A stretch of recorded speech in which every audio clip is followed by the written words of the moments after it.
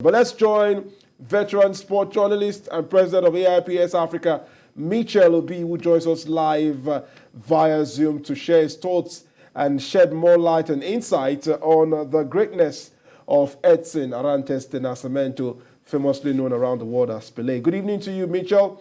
It's a very remorseful day across the world as we pay tribute to one man whose legends achievement transcends history. Give us your own impression of the man, Pele. Yeah, thank you. And let me, first of all, wish you a very brilliant and blissful new year. We hope we wouldn't get to bury our legends this year. We've had a handful. And Pele perhaps is more than just a legend. He's the king, as they have continued to ring his name loud in Brazil. Unlike the Argentines who have a god, the Brazilians have a king, and they've been paying homage to royalty, so to speak. And you were describing the mausoleum where he will really rest in peace. Pele had an input into all of that. I mean, that's the strength of the man, that he even thought about his passage.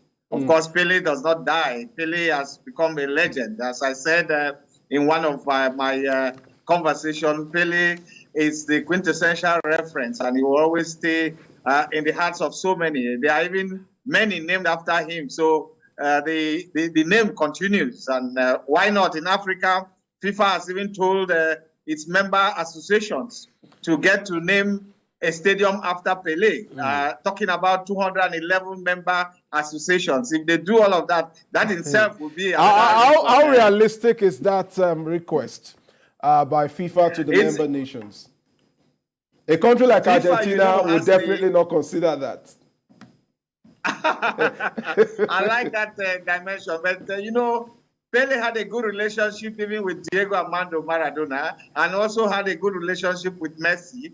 The Argentines understand the spirit of the game. They can always find a stadium to name after him. It's not something that will be. It's not like building a stadium to name after Pele.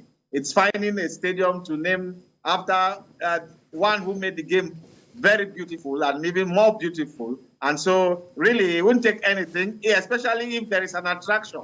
If FIFA says, for instance, for every stadium that is named after Pele, you have $2 million or $3 million, everybody will jump at it. And what is all, I heard you talk about the FIFA Forward Fund.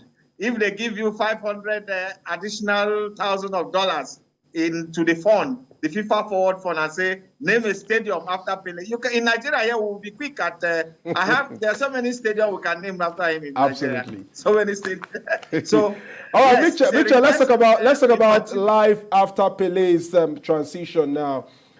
Is gone. What will this bring to Brazilian football and by extension global football?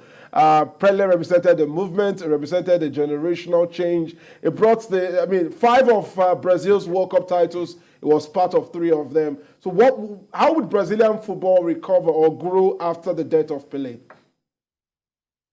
The Brazilian team we watched in Qatar, where they looked like favorites, and many thought they could win the World Cup to honor Pele. And even Pele himself, at one time, he became frustrated. After 1970, it took almost 2 decades for Brazil to find their winning style. And that happened, was it in 2002 or so? And you ask yourself, can Brazil find the strength or the depth of preparation to get to win? The Brazilians no longer play like Brazil. The samba is not really total in Brazil anymore because their players are all in Europe. They've deeply imbibed the European football culture, and you see them struggle against European opposition. They struggle even against African opposition. Imagine Cameroon beating Brazil in a World Cup game. So it will take them some time, but just like Argentina, they have to try. They have to get where it matters, and getting where it matters means getting to the final phase of the World Cup. They can do it. They have talents all across the globe. And interestingly for me, I find something fascinating about the evolution of Brazilian football. At a time, we had Brazilian attackers who could get past any defense to make the difference. But now we are seeing solid Brazilian goalkeepers. Does that tell you something about how the game itself has taken another dimension? Brazil, they have very good defenders. Perhaps European football is beginning to take its toll on Brazil's samba football. But before we let you go... So they have to go back to the roots. Absolutely. Before we let you go, Michell, let's talk about the greatest of all time debate. Immediately Messi won the World Cup just a few weeks ago. That debate continued to rage, but I think Pele's death has kind of quashed that debate a little. Maybe it will start again with Ronaldo going to Saudi Arabia, but give us your list, if you have any, of perhaps the top 5 greatest of all time, and which one stands as perhaps for you the greatest of all time. There is really no, in my mind, there is really no debate. Perhaps we need the debate just to keep the joy of the game.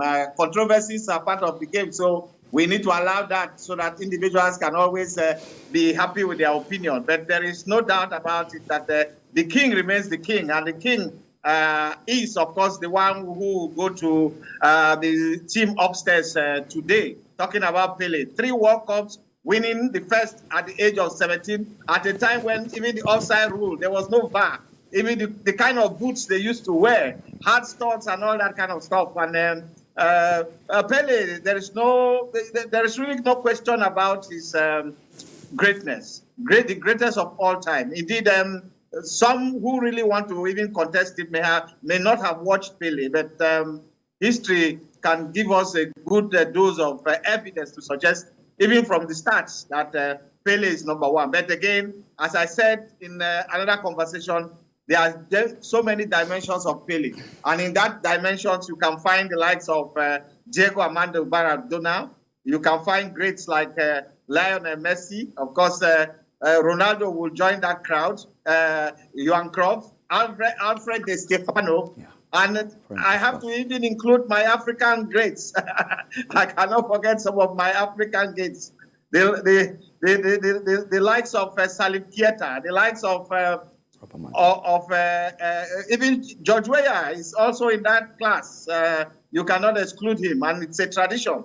Family taking over, the young one, the son playing football for America, and why not Roger Miller of Cameroon, and of course the likes of Eto'o. They are the class of the greats, and football is like that. Every generation must, out of necessity, find its own star or its own legend, and of course allow them to fulfill their mission. Well, the master himself for giving us great insight into what the sport should be. Thank you so much. Michell Obi, president of AIPS Africa. Thank you for joining us on TVC News Live this Tuesday evening. I hope you are preparing for our own league where we need to discover new Peles and perhaps new Messis for your generation, and for the middle generation, the new Maradonas. All right. Thank you so much, Michell. Always an excitement having to engage you live on the show.